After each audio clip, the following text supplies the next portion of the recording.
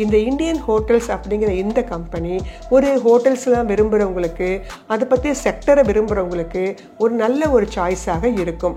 Short டேர்ம்லேயும் சரி, long டேர்ம்லேயும் சரி, அதுவும் இந்த சமயத்தில் வாங்குவது ஒரு நல்ல ரிட்டர்ன்ஸ் அவங்களுக்கு கொடுக்கக்கூடியதாக அமையும். ஸோ ஜூப்ளியன்ட் ஃபுட் ஒர்க்ஸ் அதோடைய ப்ராஃபிட் வந்து பார்த்திங்கன்னா 379 கோடி கொடுத்துருக்குறாங்க. ஸோ இந்த கம்பெனியும் நல்ல டிவிடெண்ட் கொடுக்கக்கூடிய ஒரு கம்பெனி தான். ஃபுட் இண்டஸ்ட்ரியை வாங்குறவங்க, ஹோட்டல்ஸ் வேண்டாம், அதை தவிர எனக்கு ஃபுட் இண்டஸ்ட்ரி ஏதாவது தேவைப்படுதுன்னு சொல்கிறவங்க ஜூப்ளியன்ட் ஃபுட் ஒர்க்ஸை ஒரு சாய்ஸாக நீங்கள் வைத்துக்கொள்ளலாம். நல்ல வந்து ஸ்வாட் அனாலிசிஸ் பார்த்தீங்கன்னா கிட்டத்தட்ட 17 பாயிண்ட்ஸ் வந்து உங்கள் கையில் வச்சுருக்காங்க. அந்த அளவு வந்து ஒரு கம்பெனியாக நிர்வாகம் பண்ணிட்டு இருக்காங்க. நல்ல ஸ்ட்ராங் ஃபினான்ஷியல்ஸ் அப்படின்னு சொல்லலாம். ஸோ இந்த கம்பெனி வந்து பார்த்தீங்கன்னா 2008 தான் ஃபவுண்ட் பண்ணாங்க. ஆனால் நல்ல ஒரு புக்கிங் ஏஜென்சியில் மக்கள்கிட்ட வந்து பிரபலமான ஒரு கம்பெனின்னு சொன்னால் இந்த ஈஸி மை ட்ரிப் ஹோட்டல்ஸ் மட்டுமல்லாது நம்ம முன்பே சொன்ன மாதிரி எல்லா விதமான புக்கிங்க்கும் இது ஒரு ஆன்லைன் டிராவல் ஏஜென்சின்னு சொல்லலாம். கட்டுமானத்தின் வலிமை, கட்டிடங்களின் பாதுகாப்பு. ஸ்ரீ துர்கா டிஎம்டி கம்பிகள். நியூஸ் கஃபே நேயர்களுக்கு வணக்கம். நாம இன்றைய பதிவாக என்ன பார்க்க போறோம்னு கேட்டிங்கன்னா, எல்லாருக்கும் ரொம்ப பிடிச்ச ஒரு விஷயம் டூரிசம், சுற்றுலா அப்படிங்கிறவங்க போகாதவங்களும் இருக்கவே முடியாது. ஒரு நாளோ, ஒரு வாரமோ, ஒரு மாதமோ, அது நம்ம தமிழ்நாட்டுக்குள்ளே இருக்க சில இடங்கள் போகலாம், அல்லது உங்கள் ஊருக்குள்ளே சில இடங்களுக்கு போகலாம், இல்லை நம்மளுடைய அதர் ஸ்டேட்ஸு, இன்னும் கொஞ்சம் வசதி வாய்ப்புகள் இருக்கவங்க அதர் கண்ட்ரீஸு. இப்படி ஏதோ ஒரு வகையில் நம்ம என்ன பண்ணுறோம், வருஷத்துக்கு ஒரு தடவையோ, இல்லை 2 வருடங்களுக்கு ஒரு முறையோ, இல்லை 5 வருடங்களுக்கு ஒரு முறையோ, இன்னும் சில பேர் பார்த்திங்கன்னா மாதம் ஒரு முறை போகிறவங்களாம் இருக்காங்க. ஸோ இப்படி பலதரப்பட்ட பேர் நம்ம இந்த சுற்றுலா அப்படிங்கிற அந்த டூரிசம் அப்படிங்கிற ஒரு விஷயத்தை நாம் பயன்படுத்திட்டு தான் இருக்கிறோம் ஏதோ ஒரு வகையில். அப்படிப்பட்ட இந்த டூரிசம் பற்றிய சில விஷயங்களையும், டூரிசம் சம்பந்தப்பட்ட சில கம்பெனிஸ், டூரிசம் செக்டர்னு தனி செக்டரே உண்டு, சுற்றுலாத்துறை அப்படின்னு ஒரு தனி துறையே இருக்குது, அதுக்கு தனியாக நமக்கு ஒரு மினிஸ்ட்ரியே இருக்கிறாங்க. ஸோ அப்படிப்பட்ட இந்த சுற்றுலாத்துறையில் உள்ள சிறந்த விஷயங்கள் என்ன, நம்ம சுற்றுலாத்துறை வந்து ஏன் இவ்வளவு இம்பார்ட்டண்ட் அப்படின்னு பார்த்தீங்கன்னா, ட்ராவல் அண்டு டூரிசம்னு 2 இண்டஸ்ட்ரி, ட்ராவல் இண்டஸ்ட்ரின்னு ஒன்று இருக்குது, இன்னொன்று டூரிசம் இண்டஸ்ட்ரி. இவங்க 2 பேருமே ஒரு மேஜர் போர்ஷன் நம்ம இந்தியன் எக்கானமியோடைய கான்ட்ரிபியூட் பண்ணுறதுல ஒரு மேஜர் போர்ஷன். நமக்கு ஒரு வருவாய் வருது அப்படின்னா, வெளிநாட்டிலேருந்து வருவாய் வருது அப்படின்னா கண்டிப்பாக டூரிசம் அப்படிங்கிறது ஒரு செக்டர் அப்படிங்கிறது எல்லாருக்கும் தெரிந்த விஷயம்தான். ஆனால் கொரோனா காலத்தில் இந்த டூரிசம் பயங்கரமாக பிரச்சனை ஆயிடுச்சு. அதை லாக்டவுன் போட்டாங்க இல்லையா. ஸோ நிறைய பேரில் உள்ளேருந்து போக முடியல, வெளிலேருந்து வர முடியல, வீட்டுக்குள்ளேயே இருந்தோம். அப்போ பார்த்தீங்கன்னா இந்த டூரிசம் செக்டர் பயங்கரமாக பிரச்சனைக்கு உள்ளானது. ஆனால் இப்போ பார்த்தீங்கன்னா அது வந்து ஒரு 80% ரெக்கவரி ஆயிடுச்சு அப்படின்னே சொல்லலாம். அதே மாதிரி பார்த்தீங்கன்னா இந்த ஃபாரின் எக்ஸ்சேஞ்ச் ஏர்னிங் அப்படிங்கிறது பார்த்தீங்கன்னா 2021 65,000 கோடியாகத்தான் இருந்தது.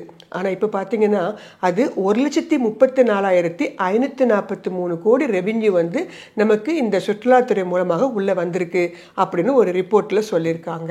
அதே மாதிரி இன்டர்நேஷ்னல் டூரிசம் வந்து எவ்வளோ எக்ஸ்பெக்ட் பண்ணுறாங்கன்னா 30.5 மில்லியன் 2028க்குள்ளே இவ்வளோ பேர் வருவதற்கான வாய்ப்புகள் உண்டு அப்படின்னு சொல்கிறாங்க.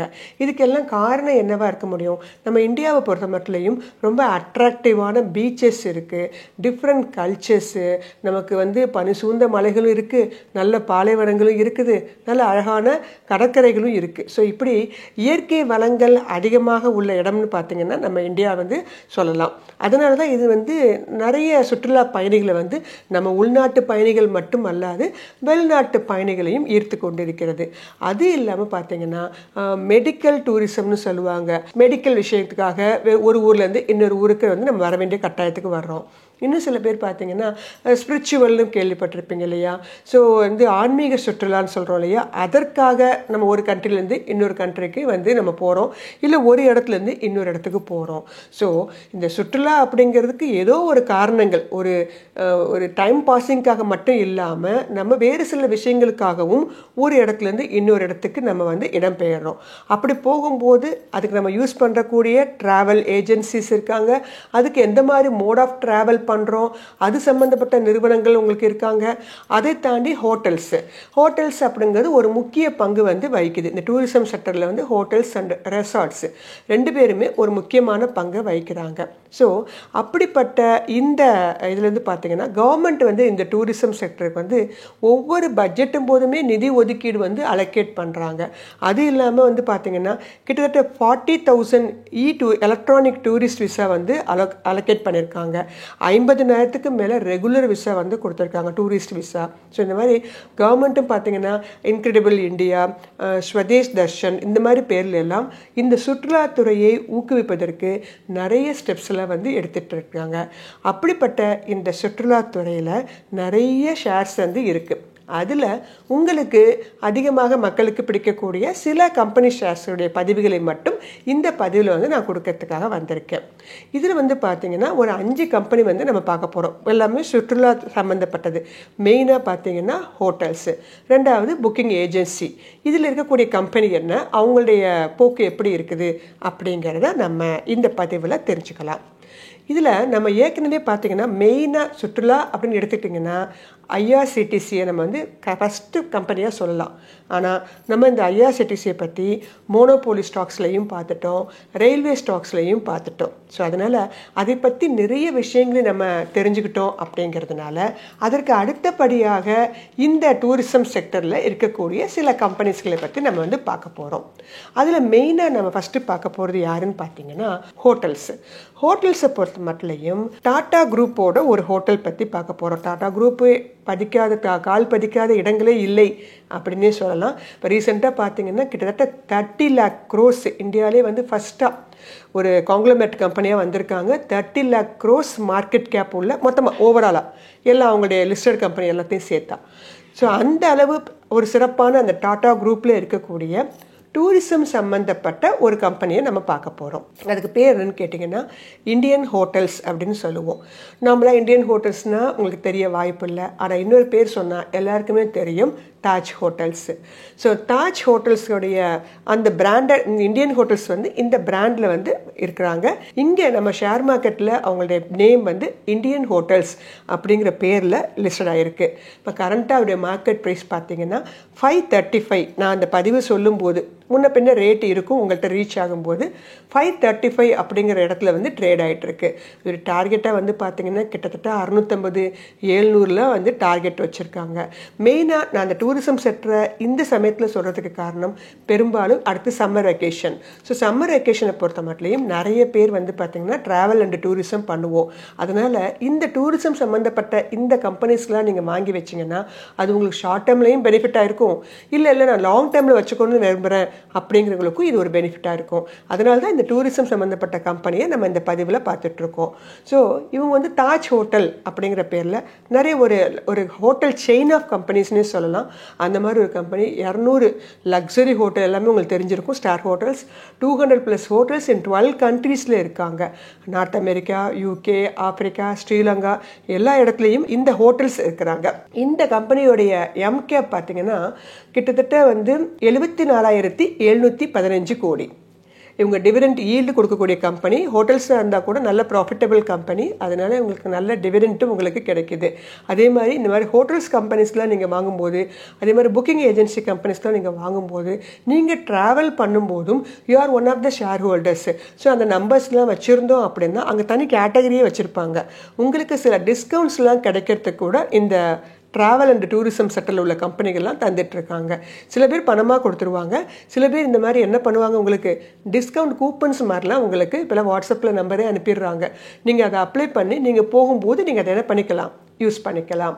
ஸோ நல்ல ஸ்ட்ராங் ஃபினான்ஷியல் உள்ள கம்பெனி இந்தியன் ஹோட்டல்ஸு. இந்த 5 வருஷத்தில் பார்த்தீங்கன்னா முதல் 3 வருஷம்லாம் கொஞ்சம் தடுமாறினாங்க. இப்போ பயங்கரமாக டிராஸ்டிக்காக இன்க்ரீஸ் ஆகி 971 crores கொடுத்துருக்காங்க. அவங்களுடைய கடனையும் டெட் ஈக்விட்டியும் குறைச்சிருக்கிறாங்க. FIS வந்து 23% இருக்காங்க, DII 22% இருக்காங்க. நெட் சேல்ஸ் வந்து பார்த்தீங்கன்னா கிட்டத்தட்ட 5,809 கோடி வச்சுருக்கிறாங்க. நல்ல ஒரு கம்பெனி, நல்ல ஒரு எக்ஸலண்ட் டைனிங்கு இதெல்லாம் கொடுக்கக்கூடிய கம்பெனி தாஜ் ஹோட்டலு. எக்ஸாட்டிக்காக இங்கே சமீபத்தில் கேள்விப்பட்டிருப்பீங்க, ஜிஞ்சர்லாம் கேள்விப்பட்டிருக்கீங்க இல்லையா, அவங்களும் இந்த இந்தியன் ஹோட்டல்ஸோடைய ஒரு பார்ட்டு தான். அதே மாதிரி இவங்கள்ட்ட பர்சனலாக வந்து பார்த்திங்கன்னா கிட்டத்தட்ட ஒரு 3 ஜெட் வச்சுருக்காங்க. தாஜ் ஏர் அப்படிங்கிற பேரில் ஜெட் ஏர்வேஸும் இவங்க பண்ணிகிட்ருக்காங்க. ஸோ இந்த இந்தியன் ஹோட்டல்ஸ் அப்படிங்கிற இந்த கம்பெனி ஒரு ஹோட்டல்ஸ்லாம் விரும்புகிறவங்களுக்கு, அதை பற்றி செக்டரை விரும்புகிறவங்களுக்கு ஒரு நல்ல ஒரு சாய்ஸாக இருக்கும்.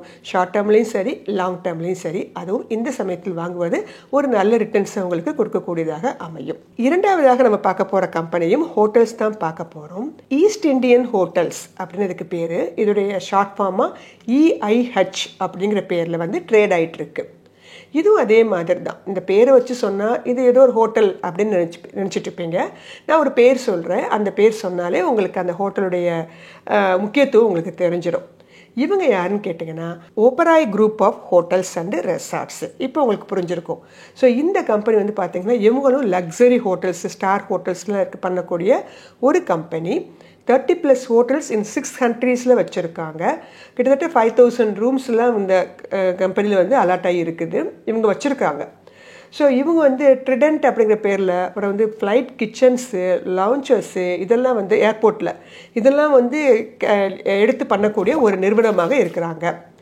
இவங்களுடைய மார்க்கெட் கேப் பார்த்திங்கன்னா 26,577 கோடி. இந்த கம்பெனி வந்து இப்போ ப்ரெசண்ட்டாக வந்து பார்த்திங்கன்னா 400 ரூபா அப்படிங்கிற இடத்துல ட்ரேட் ஆகிட்டுருக்கு. நல்ல வந்து ஸ்வாட் அனாலிசிஸ் பார்த்திங்கன்னா கிட்டத்தட்ட 17 பாயிண்ட்ஸ் வந்து இவங்க கையில் வச்சுருக்காங்க. அந்த அளவு வந்து ஒரு கம்பெனியாக நிர்வாகம் பண்ணிகிட்ருக்காங்க. நல்ல ஸ்ட்ராங் ஃபினான்ஷியல்ஸ் அப்படின்னு சொல்லலாம். இவங்களுடைய ப்ராஃபிட்டும் கன்சிஸ்டன்சியாக முதல்ல ஒரு 3 வருஷம் கஷ்டப்பட்டுருந்தாங்க. ஏன்னா கொரோனா பீரியடுக்கு அப்புறமா வந்து கொஞ்சம் கொஞ்சமாக தான் இவங்களாம் வந்து வர ஆரம்பித்தாங்க. அதுக்கு முன்னாடி நல்லா போயிட்டு இருந்த கம்பெனி தான். பட் டூரிசம் 19 வந்து ரொம்ப பிரச்சனையாச்சு.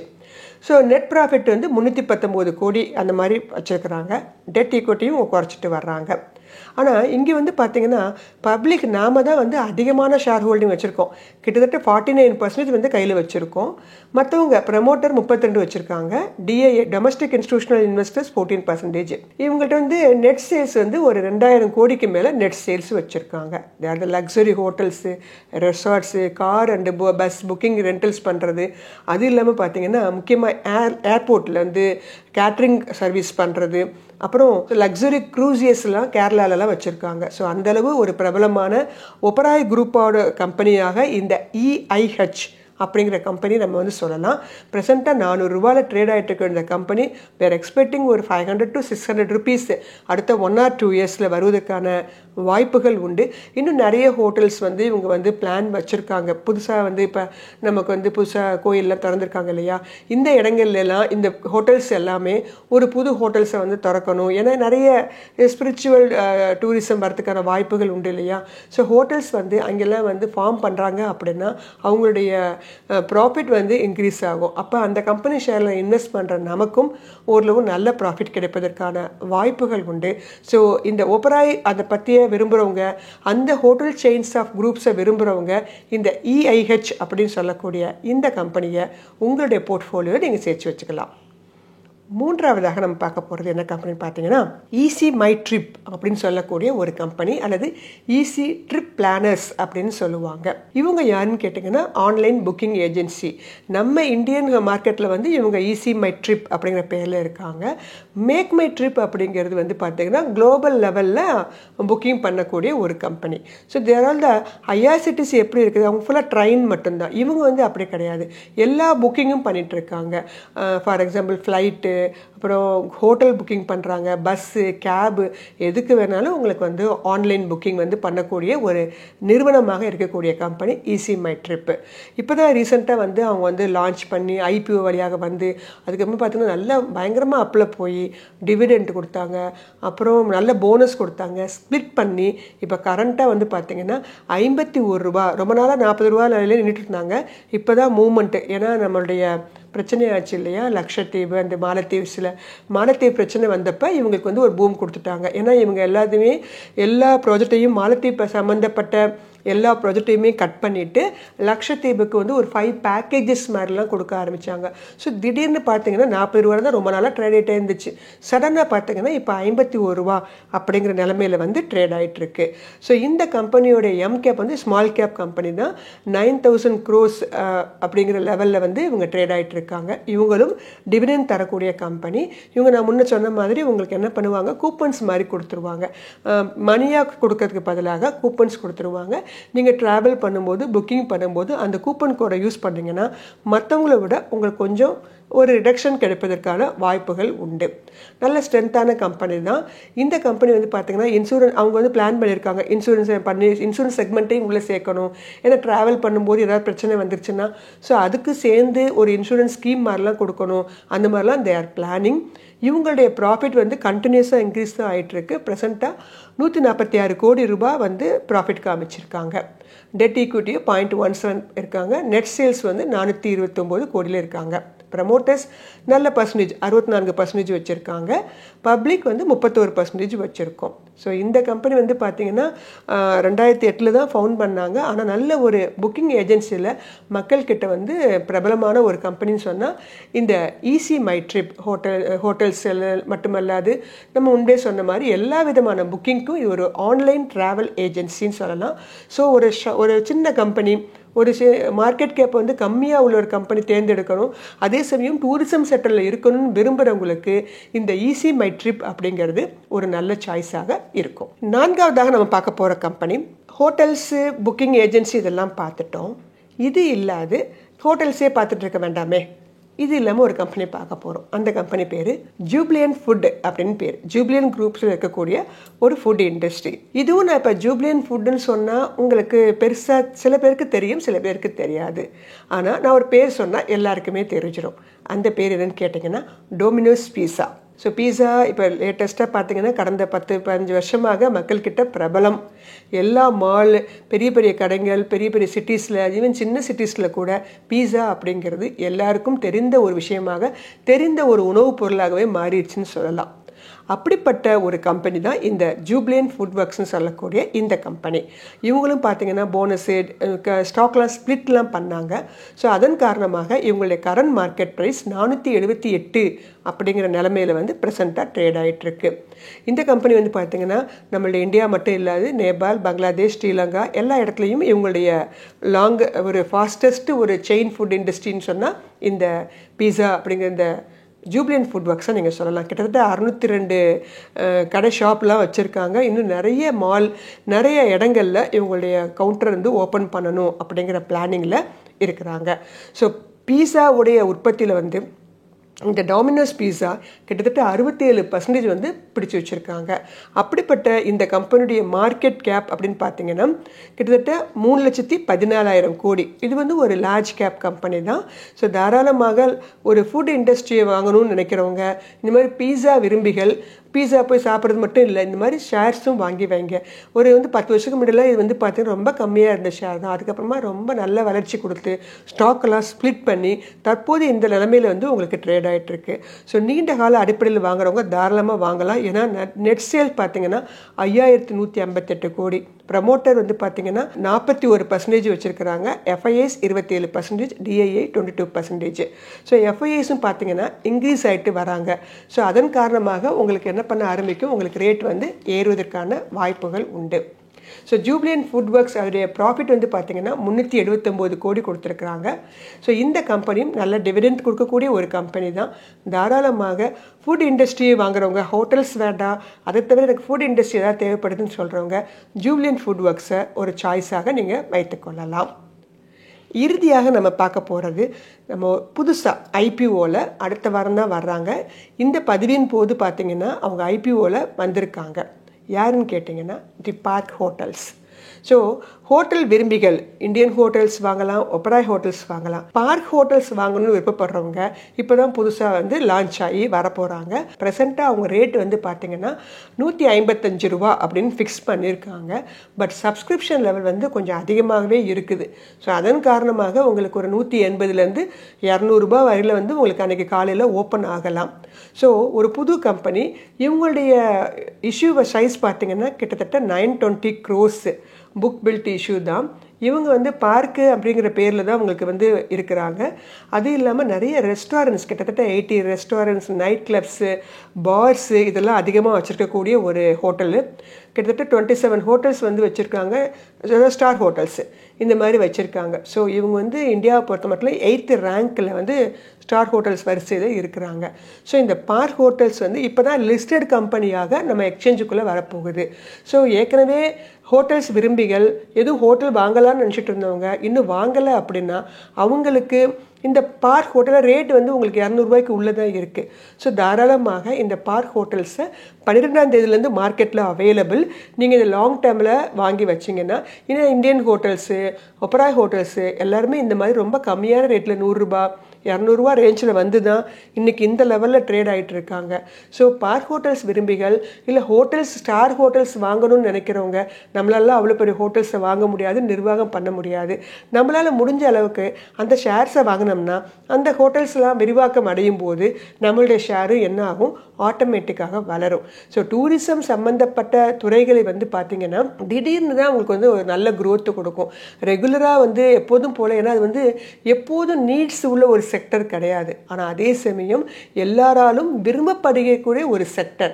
இட்ஸ் எ சீசனல் செக்டர்னே சொல்லலாம். இப்போ வந்து வின்டர் சீசன்லேயோ ரெய்னி சீசன்லேயோ ஜாஸ்தி என்ன பண்ண மாட்டாங்க, டூரிசம் செக்டர் மூவ் ஆகாது. ஆனால் உங்களுக்கு சம்மர் சீசனில், ஸ்ப்ரிங் சீசன்ல எல்லாம் டூரிசம் அப்படிங்கிறது வந்து பார்த்திங்கன்னா ஒரு முக்கியமான ஒரு அங்கம் வகிக்குது. இன்னும் நிறைய கம்பெனிஸ் இருக்குது. அதில் நான் வந்து செலக்டடாக எனக்கு தெரிந்த கம்பெனிகளை கொடுத்துருக்கேன். இது என்னுடைய தனிப்பட்ட கருத்து தான், சேனல்ஸோட கருத்து கிடையாது. நேயர்கள் இந்த 5 கம்பெனியில் உங்களுக்கு எந்த கம்பெனி பிடிச்சிருக்கோ இன்னும் கூட நல்ல திறனாய்வு செய்து நீங்கள் வாங்கி வைத்துக்கொண்டால் டூரிசத்திலையும் நீங்கள் அருமையான லாபத்தை பார்க்க முடியும். நன்றி, வணக்கம். இந்த வீடியோ உங்களுக்கு பிடிச்சிருந்தா லைக் பண்ணுங்க, ஷேர் பண்ணுங்க, கமெண்ட் பண்ணுங்க, மறக்காம பெல் பட்டனை கிளிக் பண்ணிட்டு சப்ஸ்கிரைப் பண்ணிடுங்க.